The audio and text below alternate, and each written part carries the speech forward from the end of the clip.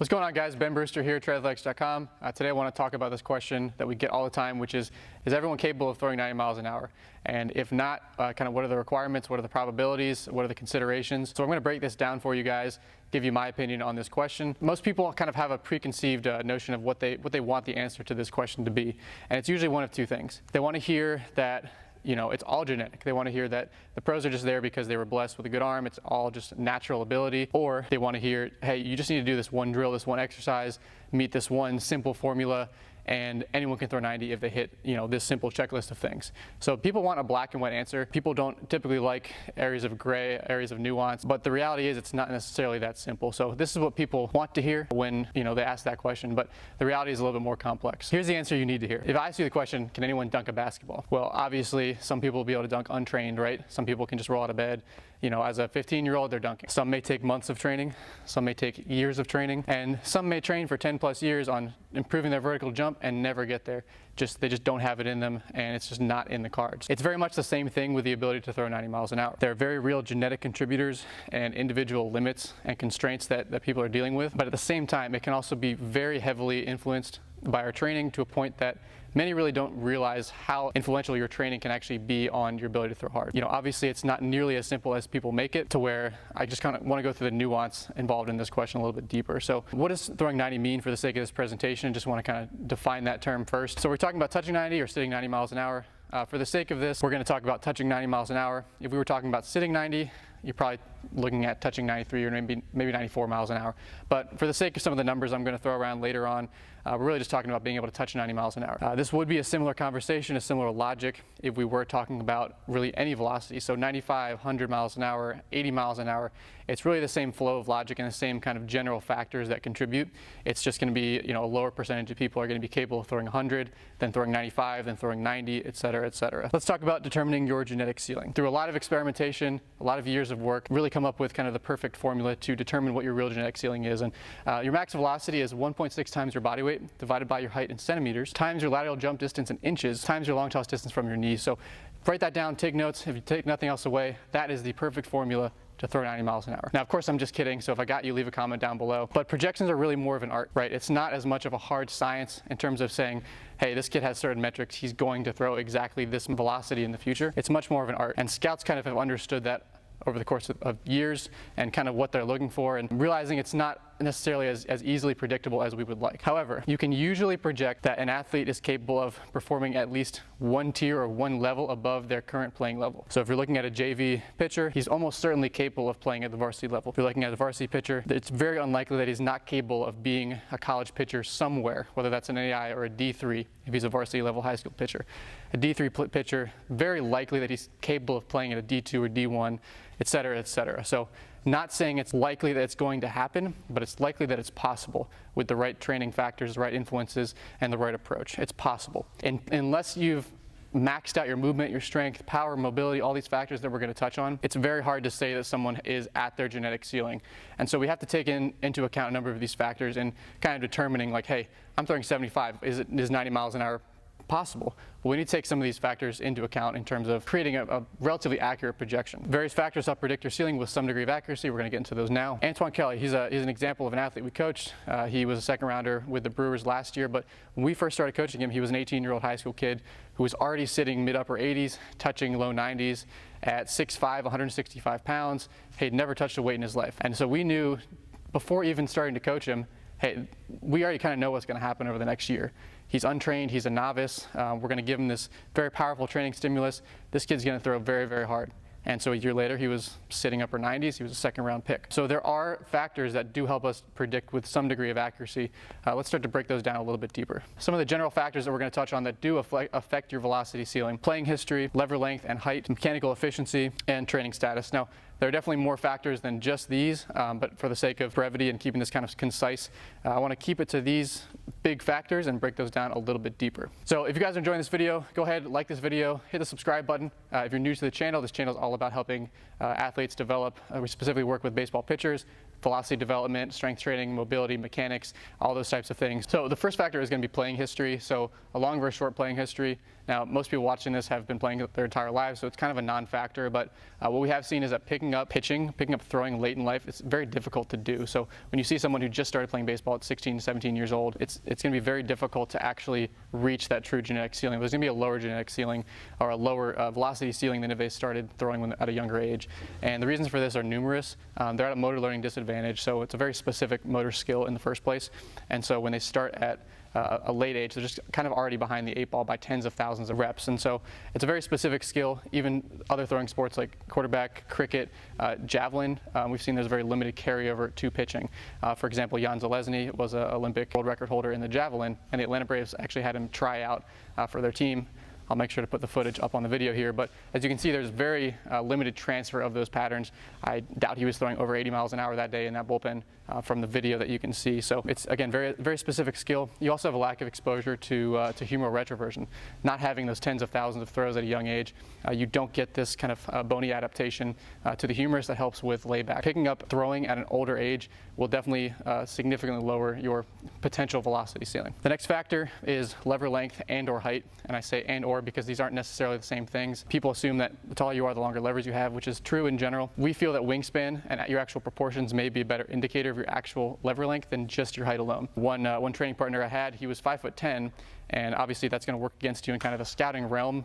Just they look at the height, but his wingspan was 6'3", and I also played with a 6'6" athlete who had a 6'2" wingspan.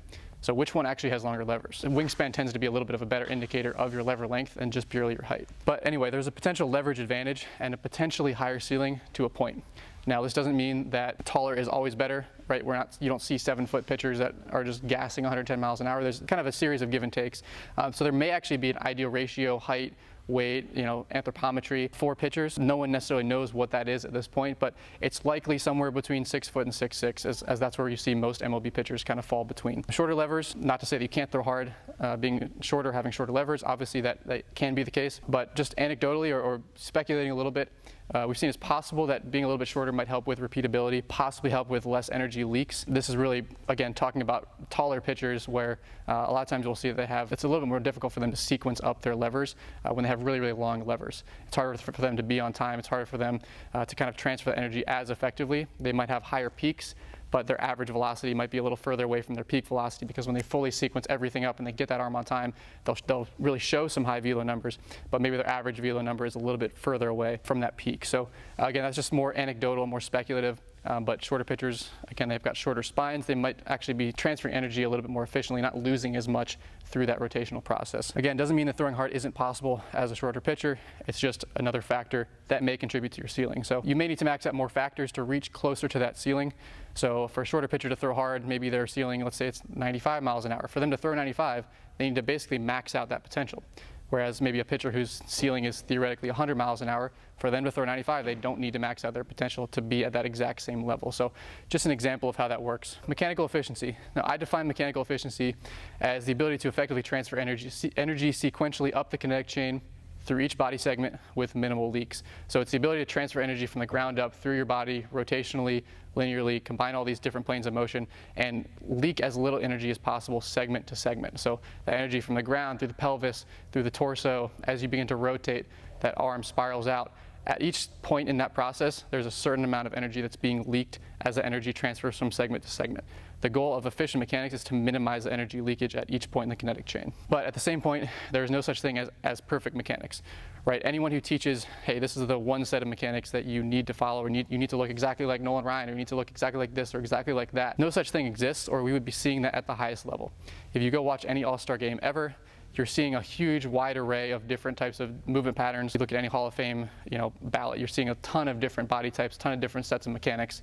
And so there really is no such thing as perfect mechanics, but there are general principles that apply to kind of the majority of the hardest and most efficient throwers. And so that's basically what we base our philosophy around, is what are those kind of tenets of high velocity throwers. Also, different flaws will have different magnitudes of inefficiency. So a major egregious flaw will probably be costing you more velocity than a very subtle slight flaw. We're all kind of aware of this. A general slight flaw might be 1 or 2 miles an hour. More moderate flaw might be 2 to 4 miles an hour.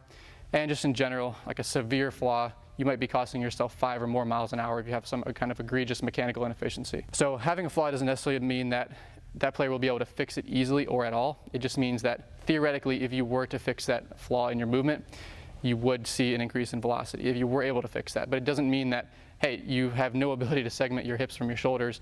You're going to throw 5 miles an hour once you do this one drill. It's not always that simple. It can take years. It might never happen for some players to actually access that change. It just means that if you have these series of mechanical issues and those were theoretically fixed, this is roughly how hard you might throw. And again, that's more of an art than an exact science. But the reason this is so complex is because motor learning is very complex.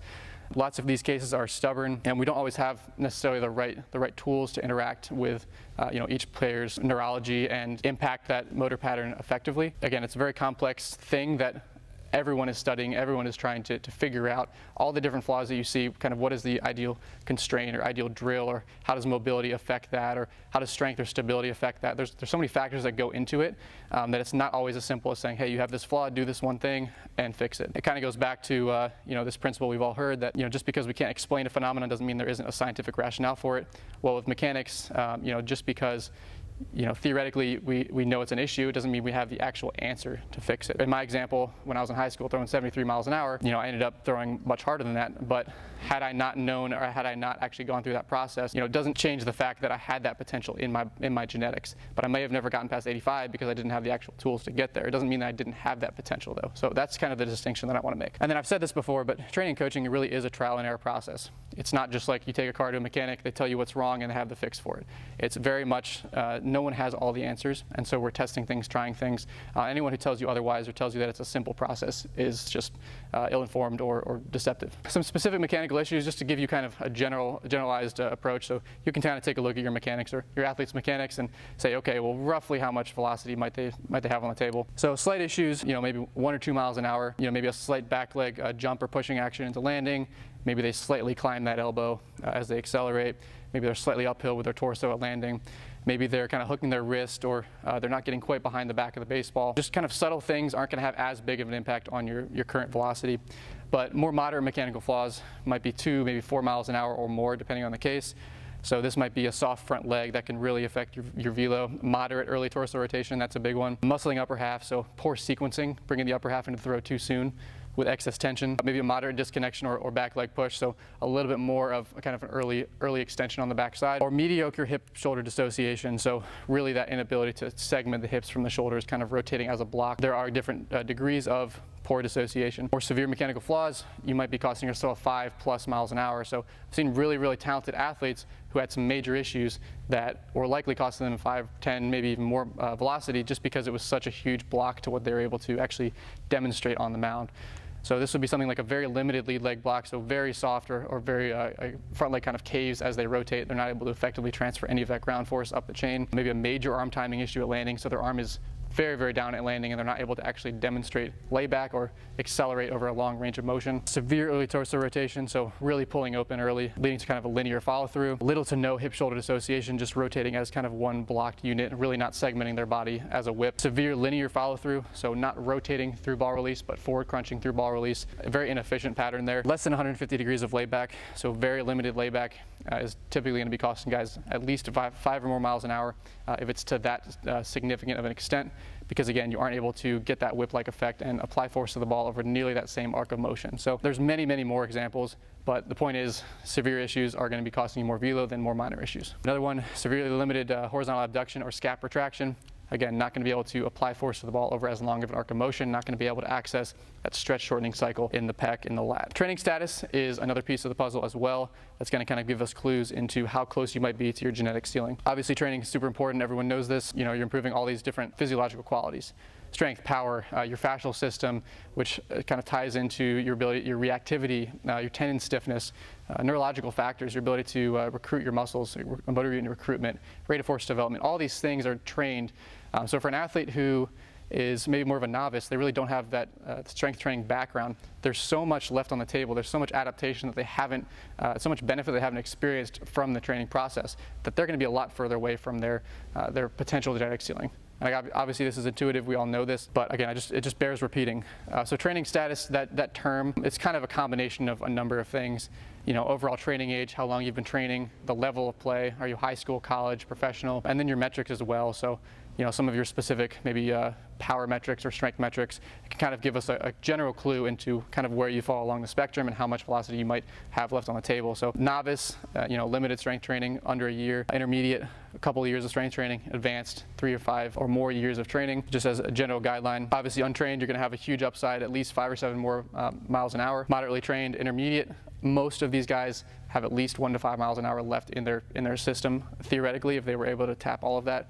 And then advanced, highly trained or advanced, typically these are going to be your pro guys who are already throwing very hard, and they're just searching for that 1, 2, or 3 miles an hour to regain or to kind of squeak out that last little bit from their mechanics, from their frame. Let's kind of play a game. Let's give a couple different scenarios, and I want you guys to comment below. What do you think for each of these cases, how much velocity could they gain theoretically? So athlete A, 18 years old, untrained, athletic pitcher, 6'5", 165, great mechanics, sits mid to upper 80s. So how hard do you think he could throw theoretically? Athlete B, 21 years old, intermediate, athletic pitcher. He's 6'4", 215. He's got major arm timing issue. He throws very uphill. He's got a very linear follow through, and he's throwing 87 to 89 miles an hour. So how hard could he throw if you fix those flaws? Athlete C, 28 years old, advanced, athletic pitcher, very minor mechanical issues. He's 6'3", 205, very strong, very explosive, and he's already averaging 93 miles an hour, and he's been up to the mid 90s and even higher. So how hard could he throw? Athlete D, 15 years old, untrained, athletic, 6'3", 155, major mechanical flaws, sitting 70 to 73 miles an hour. So, kind of write down what you think your answer would be right now. Give you guys a second to do that. But so here's actually what happened, because these are various athletes that we've coached. So athlete A, I mentioned him before, Antoine Kelly. Again, this guy is untrained. He had really realized none of the benefits of a good training protocol, nutrition, any of that stuff. And so within a year and a half, he was sitting upper 90s, 96, 98 miles an hour. He was a second-round pick. Athlete B, again, he already was intermediate from a strength standpoint, but he had major mechanical issues, so he still had a ways to go. And so he's now 93, 95, touch 96. Just to give you an idea, athlete C, actually Ben Heller, big leaguer. And so in his case, the process with him is really just, can we squeeze out that 1 to 3 miles an hour and kind of get him back to where he was pre-elbow surgery more than a year ago. And then athlete D, this is actually me at 15 years old. Obviously there was a lot more in the tank, but you wouldn't necessarily know that just looking at a 15-year-old kid. It's hard to predict when you're that many years out and the athlete is untrained. So this is kind of it's just interesting to look at all these different cases, and in each case, you're dealing with very different athletes, very different sets of mechanics, very different sets of variables to kind of account for as a coach. Factors affecting remaining velocity potential, just kind of summarizing this on a concise slide. Novice training status is going to increase the potential that you have in you. Mechanical inefficiencies, you have a higher potential that's unrealized. Taller frame, longer levers potentially increases your potential. Major but non-structural mobility issues, so maybe tissue restrictions, things that can be easily addressed with a mobility protocol. If you have a number of these, a lot of those can be fixed and will drastically improve your ability to display that force and that power on the mound. So having some of those issues is going to definitely increase your remaining velocity potential. If you score high in key metrics relative to your velocity, so maybe you're scoring 95th percentile on some of your medicine ball distance throws or some of your other power numbers, but you're throwing in the 20th percentile. Well, that shows you that there's a pretty big gap there, and that if we address some of these other factors, it's in there. It just needs to be actually expressed. Physically immature, obviously, younger athletes who are physically immature are going to have a lot more room to actually grow and increase their velocity. And then kind of the opposite for all of these. More advanced training status, you're going to be closer to your potential. If you already have highly efficient mechanics, if you have maybe a shorter frame or shorter levers, if you have absolutely no mobility issues, perfectly clean movement screen, or you have structural mobility issues that maybe it's a kind of a bony block issue with hip rotation. That's something that's not going to be as easily fixable with a mobility routine. Your key metrics are on par with your predicted velocity, or you're already physically mature. So, this guy's more or less maxed out, and this individual here who maybe has all these factors is nowhere close to maxed out. So kind of the extreme ends of the spectrum, the athletic novice with terrible mechanics, throwing 75, ranking high on all his power assessments. He might have 20 miles an hour left in the tank. Obviously the advanced short pitcher, perfect mechanics, freaky strong, explosive, power metrics are right on par where they should be, perfectly clean movement screen. He's probably pretty close to his genetic limit, right? This might be like a Marcus Stroman, who's, you're not going to get 10 miles an hour out of Marcus Stroman at this point. I don't want to give you guys a cop out and just say it depends, because while it does depend, that's the truth. I want to kind of give you my educated guess on kind of what I think is possible to actually give you an answer to this question. So some assumptions here: 17 to 20 years old. This is a high school junior, high school senior, college freshman, college sophomore. 10 plus years pitching, so you've played your whole life. You've played Little League. You have a history of throwing. You've been training for a few years, 1 to 4 years. You're healthy, and this is again peak in-game velocity. So you're not throwing 90. You want to know if you can throw 90. These are my general estimates of what I think is theoretically possible, and then what percent of pitchers in these ranges will actually go on to throw that hard in the next several years or in their careers. So if your peak velocity is 89 miles an hour, the percent who are theoretically capable of touching 90, put 100%. Almost all of you guys are going to be theoretically capable of getting 1 mile an hour more out of your body. What percent actually will? Probably about 90%. 1 in 10 are going to get screwed up somewhere along the lines and not ever actually demonstrate that. And so you can kind of go down the line here, and the further away you get, you can see the percentages go down. But what's interesting is, I personally feel, you look at all these guys throwing 83, 82, they've topped at 84. I still think a very high percentage relative to what most people think are theoretically capable of touching 90 miles an hour. A lot of people think, oh, you're touching 82 in high school, there's no way you'd ever throw 90. No, I actually think 55%, 60% are theoretically capable of doing that. They have so many flaws, they're so relatively untrained. You really would be surprised at how much room there is to improve, for way more than people give credit for. This is what people really see. They see these percentages. They see that probably less than 1% of guys throwing 80 in high school are ever going to throw 90. They see less than 5% of guys touching 81 are ever going to throw 90. So they see those and they think that equals your potential, and they're really two different things, because there's so much that can be influenced that just isn't. People don't actually, if you spent 10 years just purely, going after something, you're going to be a lot more likely to actually reach that potential than the average, the averages that you see. You guys can screenshot this, write this down. These are just kind of my educated guess on the answer to the question. Kind of just to summarize, go back to my story, my experience. There's a lot of variables. The truth obviously is that it depends. When I was younger, I spent a lot of time kind of debating the possibilities. Hey, this MLB guy is throwing 87 to 90 sidearm. Like, maybe that's my theoretical genetic limit. Like, should I go for that? Or this guy's throwing 95. Like, is that possible? I don't know. I couldn't, in my mind, reason out why throwing 90 plus wouldn't be possible for me with my height, levers, mobility, etc. In my case, I really did believe that it was possible. But at the same time, possible is not the same thing as likely to happen. It's not the same as easy. Statistically unlikely that someone throwing 73 would throw 98 ever. And again, obviously that took 10 plus years to actually elicit. So me saying that it's possible is not me saying that, hey, if you're throwing 85, you're going to throw 95 one day. It's just saying that theoretically people are capable of typically a lot more than where they're at right now. But ultimately, at the end of the day, it's a poor use of time to dwell on this question. It doesn't actually get you ahead to worry about kind of the theoreticals at this point. So what you can control is the controllables. You can understand all the different points in the checklist that might contribute to you developing as an athlete, and you can systematically address each of those checkpoints. That's what's actually worth addressing, and that's the question worth asking. To revisit the question, can anyone throw 90? Well, there's one way to find out. And to find out is to figure out what your limiting factors are, and is to address all of those limiting factors systematically through a comprehensive plan and a comprehensive approach. And you just do that. It's a trial and error process. You do that over many years, and you start to inch closer and closer to whatever your genetic limit is. So that's the real answer when people ask, can I throw 90 miles an hour? It's just not the answer that people necessarily want to get. If you guys enjoyed this video, if you want a little bit more information, we do have a free metric analysis tool. We're going to link that down in the description, so you can put in all your numbers, your strength numbers, your power numbers, and it'll kind of rank you out against other athletes your age at each level, give you a percentile, and help kind of identify, at least physiologically in the weight room, what are some areas for improvement that you specifically have. Obviously, if you have more questions for us, you can reach out and contact at triathletics.com, and we'll get in touch with you.